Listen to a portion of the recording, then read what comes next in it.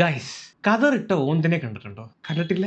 കണ്ടിട്ടില്ലെങ്കിൽ ഞാൻ ഒന്ന് കാണിക്കാം, എന്നിട്ട് ബാക്കി കാര്യങ്ങൾ സംസാരിക്കാം. ഞാൻ മത്സരിക്കുന്നില്ല. ഞാൻ മുഖ്യമന്ത്രി സ്ഥാനാർത്ഥിയല്ല എന്ന് ഞാൻ പലവട്ടം പറഞ്ഞിട്ടുണ്ട്. കേരളത്തിലെ കോൺഗ്രസില് അങ്ങനെ ഒരു തർക്കം ഉണ്ടാകുന്ന പശ്ചാത്തലം ഇപ്പോൾ ഇല്ല, ഒരിക്കലും ഇല്ല. ഈ ജയിപ്പിച്ച ജനങ്ങളെ കൂടി പറയിപ്പിക്കുന്ന പരിപാടിയാണ് കേരളത്തിൽ നടന്നുകൊണ്ടിരിക്കുന്നത്. കസേരയ്ക്ക് തർക്കം വരുന്നതൊക്കെ സ്വാഭാവികം. പക്ഷെ ഇങ്ങനെ കൊണ്ടോടെ മരില്ല. വെള്ളാപ്പള്ളി പറയുന്നിട്ട് നീയൊക്കെ തൂറി മെഴുകിയല്ലോ എന്ന് പറയുന്നത് നല്ലത്. ടീമായിട്ട് വർക്ക് ചെയ്യണം. ഇത് എല്ലാവർക്കും ആഗ്രഹം ഉണ്ടാവുന്നേ. ഞാൻ അവരവരുടെയൊക്കെ ആഗ്രഹങ്ങളെ ആർക്കും നിഷേധിക്കാൻ പറ്റും. ഇപ്പൊ രമേശ് അതാ അണ്ണന്റെ ആഗ്രഹമുണ്ട്. അതാണ് ഇപ്പൊ മെയിൻ പ്രശ്നം. ഇവിടെ ജയിച്ചെന്ന് പറഞ്ഞപ്പോഴേ ഡൽഹിയിൽ നിന്ന് ഫ്ലൈറ്റ് പിടിക്ക് വന്ന് എനിക്കും ആഗ്രഹമുണ്ട്. എത്രയോ വർഷമായിട്ട് കോൺഗ്രസിൽ പ്രവർത്തിച്ചു നിന്ന ഒരാളാണ്. എന്നിട്ട് രമേശ് ചെന്നിത്തലയ്ക്ക് ഒരു പട്ടിടമില്ലെങ്കിലും കൊടുക്കുന്നുണ്ടോ നിങ്ങളൊക്കെ? പാവപ്പെട്ടവൻ. ഇനി വി ഡി സതീശന്റെ കാര്യം പറയുന്നുണ്ട്. ഇപ്പോഴത്തെ പ്രതിപക്ഷ നേതാവ് ആഗ്രഹിക്കുന്നത് തെറ്റാണെന്ന് പറയാൻ പറ്റുമോ? ഒരിക്കലും പറയാൻ പറ്റൂല. അതാണ് എല്ലാവർക്കും ആഗ്രഹമുണ്ട്. പക്ഷെ ഞാൻ മത്സരിക്കത്തൊന്നുമില്ല. ഇപ്പം പക്ഷെ മെയിൻ ഇപ്പം നടക്കാൻ പോകുന്ന ഇതാണ്. മുഖ്യമന്ത്രി ആവാൻ പോകുന്നത് KC വേണുഗോപാൽ വീഡിയോ തേച്ച്. രമേശ് ചെന്നിത്തലയുടെ കാര്യം പിന്നെ പറയണ്ട. അത് സിമ്പിളായിട്ട് നൈസായിട്ട് ഒതുക്കി വിടാത്ത കാര്യമേ ഉള്ളൂ. എന്തെങ്കിലും ഒരു വകുപ്പും കൊടുത്താൽ മൂലയ്ക്കും ഇരിക്കുന്നുള്ള പറയും. ഇതാണ് ചെന്നിത്തലയ്ക്ക് സംഭവിക്കാൻ പോകുന്നത്. എന്താണെങ്കിലും പുറത്തോട്ട് വരുന്ന വാർത്തകൾ വെച്ച് നോക്കുമ്പോൾ വീഡിയോ തേച്ചു എന്നുള്ളതാണ് എനിക്ക് മനസ്സിലാവുന്നത്. അണികൾ നല്ല രോക്ഷത്തിലാണ്. ഹൈക്കമാൻഡ് ഇപ്പൊ KC വേണുഗോപാലിന്റെ പേര് പറഞ്ഞാൽ നിങ്ങളുടെ നിലപാട്? ഞങ്ങളുടെ സതീശൻ ജനത്തെരുവിലിറങ്ങും. ഇത് ഈ ജനവിധിയാണ്. ജനവിധി അട്ടിമറിക്കാൻ പാടില്ല. ജനവിധി അട്ടിമറിക്കാൻ ഹൈക്കമാൻഡ് തീരുമാനം അംഗീകരിക്കാൻ കഴിയില്ല. തീരുമാനം ജനങ്ങൾ അംഗീകരിക്കില്ല. വോട്ട് ചെയ്ത ജനങ്ങൾക്ക് ഹൈക്കമാൻഡ് ജനങ്ങളാണ്. അച്യുതാനന്ദനെ കൊണ്ടുവന്ന പോലെ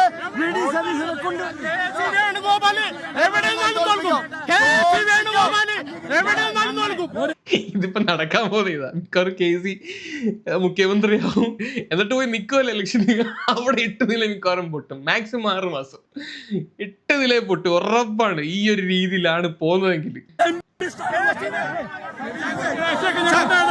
പക്ഷെ കേരളം ഇത്ര വലിയ റിസൾട്ട് എന്നത് മുന്നിൽ നയിച്ചുകൊണ്ട് മാത്രമാണ്. കൂടുതൽ MLA-മാരുടെ പിന്തുണ വായിച്ചില്ലെങ്കിൽ ഞാൻ വനദാസത്തിന് പോകുമെന്ന് പറഞ്ഞ ചക്കൂറ്റ കാണിച്ച സതീശനല്ലാതെ പിന്നെ ആരുണ്ട്? ഹൈക്കമാൻഡ് പറയുന്നത് എന്താണെങ്കിലും 2 ദിവസമായിട്ട് നമുക്ക് ഭയങ്കര എന്റർടൈൻമെന്റ്. ഒരു സൈഡ് തമിഴ്നാട്, ഒരു സൈഡ് കേരളം. രണ്ടും ചെയറിന് വേണ്ടിയിട്ടുള്ള അടി. വിജയ് അങ്ങനെയൊക്കെ ഒപ്പിച്ച് കൊണ്ടുവന്നിട്ടുണ്ട് കേട്ടോ. ഒരു 10-112 സീറ്റ് ഒപ്പിച്ച് വന്നിട്ടുണ്ട്. 5 മണിയാകുമ്പോഴത്തേക്ക് CPM CPI കൂടെ പരിപാടി അവന്മാരുടെ സപ്പോർട്ട് ശരിയാക്കും. അപ്പോഴത്തേക്ക് വിജയുടെ കാര്യത്തിൽ ഏതാണ്ട് തീരുമാനമാവും. പക്ഷെ ഇവിടെ ആണ് തീരുമാനത്തിലാവാതെ കിടക്കുന്നത്. ഭൂരിപക്ഷമുണ്ട്, എല്ലാം ഉണ്ട്. പക്ഷെ കസേരയ്ക്ക് വേണ്ടിയിട്ട് കടിപിടി കൂടുതലാണ്. കസേര കളി എന്ന് പറഞ്ഞാൽ ഇമ്മാതിരി കസേര കളി ഉണ്ടോ ഗൈസ്? ഇതും കൂടാഞ്ഞിട്ട് ഇപ്പൊ ഫ്ലെക്സ് യുദ്ധമാണല്ലോ. ഫ്ലെക്സ് യുദ്ധം ഇപ്പൊ അങ്ങ് ഡൽഹിയിലും പോയി. AICC പ്രസിഡന്റ് മല്ലികാർജുൻ ഖർഗെയുടെ വസതിയുടെ മുന്നിൽ വരെ ഫ്ലെക്സ് ഉയർന്നു എന്നുള്ളതാണ്. KC വേണുഗോപാലിനെതിരെ രൂക്ഷ വിമർശനവുമായി കോൺഗ്രസ് അധ്യക്ഷൻ മല്ലികാർജുൻ ഖർഗെയുടെ വസതിക്ക് ലേശം ഉളുപ്പ് ബാക്കിയുണ്ടെങ്കിൽ KC വേണുഗോപാൽ ജനവിധി മാനിക്കണം. ചോറ് കഴിക്കുന്ന ഒരു മലയാളി നയിച്ചവൻ നയിക്കട്ടെ. ഇത് തന്നെയാണ് എല്ലാരും പറയുന്നത്. നിങ്ങൾക്ക് നാണം ഇല്ലടേ? ഒരുത്തം കഷ്ടപ്പെട്ട് പണിയെടുത്ത് ഉണ്ടാക്കിയ ഒരു സാമാനത്തിന്റെ മേളിൽ കയറിയിരിക്കാൻ. അയ്യേ, ഇത് എനിക്ക് നമുക്കും പറയാനുള്ളത്. ഇതൊരു മാതിരില്ല മറ്റേ പരിപാടി ഉണ്ടല്ലേ, അനിയത്തെ കാണിച്ച് ചേച്ചിയെ കെട്ടിക്കുന്ന പരിപാടി. പണ്ട് VS ഒതുക്കിയ പോലത്തെ അതേ സെയിം പരിപാടി. കുറെ ആൾക്കാരൊക്കെ വന്ന് പറയുന്നുണ്ട് കർണാടകയിലും ആന്ധ്രയിലും ഒക്കെ ഇലക്ഷനെ നയിച്ച ആളെ അല്ല മുഖ്യമന്ത്രിയായിട്ട് ഹൈക്കമാൻഡ് തെരഞ്ഞെടുത്തത്. അതുപോലെ തന്നെ ഇവിടെ KCയും തെരഞ്ഞെടുക്കും. ഇവിടെ മിക്കവാറും അത് തന്നെയാണ് നടക്കാൻ പോകുന്നത്. പക്ഷെ അതിനോട് എനിക്ക് യോജിപ്പില്ല. ഉള്ള കാര്യം പറയാമല്ലോ. എന്റെ താല്പര്യം VD സതീശനെ മുഖ്യമന്ത്രി ആക്കണമെന്നാണ്. കാര്യം പുള്ളി ഭയങ്കര കൺവിൻസിങ് ആണ്. പുള്ളിയുടെ സംസാരവും കാര്യങ്ങളൊക്കെ. ഇയാടെ ഒരു ലെവൽ അറിയണമെങ്കിൽ മറ്റേ ഷാരിഖ് ഷംസുദ്ദീന് കൊടുത്തിട്ട് 6-7 മാസം മുമ്പ് കൊടുത്തൊരു പോഡ്കാസ്റ്റ് അതൊടുത്തൊന്ന് കണ്ടു നോക്കിയാൽ മതി. അത് കിടിലമായിട്ട് ഇങ്ങനെ പറയുന്ന കാര്യം. എത്ര പാർലമെന്റിലെ ഇങ്ങനെ എന്തോരം കാര്യങ്ങൾ എടുത്ത് അണ്ണാക്കിലടിക്കുന്ന രീതിയിൽ ഇങ്ങനെ സംസാരിക്കുന്നത്. പ്രോപ്പർ ഒപ്പോസിഷൻ ലീഡറാണ് ഇങ്ങനെ ഒപ്പോസിഷൻ ലീഡർ ആവുന്നതിന് മുമ്പ് തന്നെ പിണറായി വിജയൻ തന്നെ വന്നിരുന്നിട്ട് സംസാരിച്ചിട്ടുണ്ട് VD സതീശൻ ഒപ്പോസിഷൻ ലീഡർ ആവാൻ കൊള്ളാം. അപ്പൊ പിന്നെ കഴിവുള്ളവും ഭരിക്കട്ടെ. ചുമ്മാ ഡൽഹി ഇരിക്കുന്ന ടീം തുടങ്ങിയിരുന്നാൽ പോരെ? എന്തിനാണ് ഇങ്ങോട്ട് കെട്ടിയിരുന്നുള്ളത്? നിങ്ങൾക്ക് രാഹുൽ ഗാന്ധി മച്ചാൻ കളിച്ച് അവിടെ ഇരുന്നാൽ പോരായിരുന്ന? കണ്ണൂരാണ്. KCയുടെ നാട്ടുകാരനാണ്. എന്തുകൊണ്ടാണ് ഇങ്ങനെ ഒരു ഫ്ലക്സ് വെക്കാൻ കാരണം?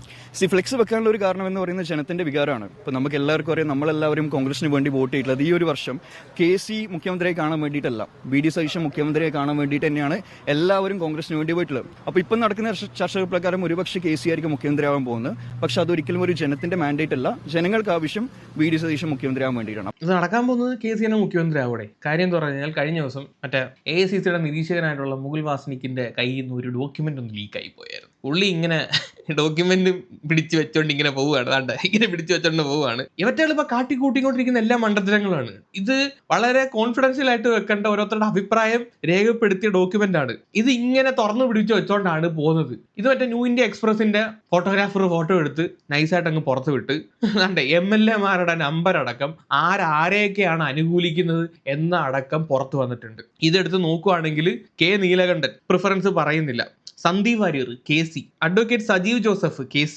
Advocate TO Mohanan KC, Sunny Joseph KPCC അധ്യക്ഷനാണ്. പുള്ളി അവിടെ ഇവിടെ തൊടാതെ നിൽക്കുമായിരുന്നു. പക്ഷെ അവിടുന്ന് ഡൽഹി നാളെ ഒന്ന് ചോദിച്ചാൽ പറഞ്ഞ് KC. അടുത്തത് Usha Vijayan KC. Next IC Balakrishnan. 2 option ഉണ്ട്, KC + RC. ഈ IC ബാലകൃഷ്ണൻ പറഞ്ഞ ഈ നമ്മുടെ രമേശ് ചെന്നിത്തലയുടെ കൂടെ നടന്ന വിശ്വസ്തനായിട്ടുള്ള വ്യക്തിയാണ്. അയാൾ വരെ KC അനുകൂലിക്കുന്നത്. രമേശ് ചെന്നിത്തല ആർക്കും വേണ്ടേ, പാവപ്പെട്ട അങ്ങനെ ഒതുക്കും ഉറപ്പാ, നോക്കിക്കോ. പിന്നെ T സിദ്ദീഖും KC. ബാക്കിയുള്ള ആൾക്കാരുടെ പേരൊക്കെ ഈ ഫോൺ വെച്ച് മറച്ചു പിടിച്ചേക്കുന്നതിന്റെ പേരിൽ കണ്ടില്ല, അല്ലെങ്കിൽ ആ ഫുൾ പേജിന് കിട്ടിയാനെ. ഇതുവരെ ഈ വായിച്ച എല്ലാവരും KC.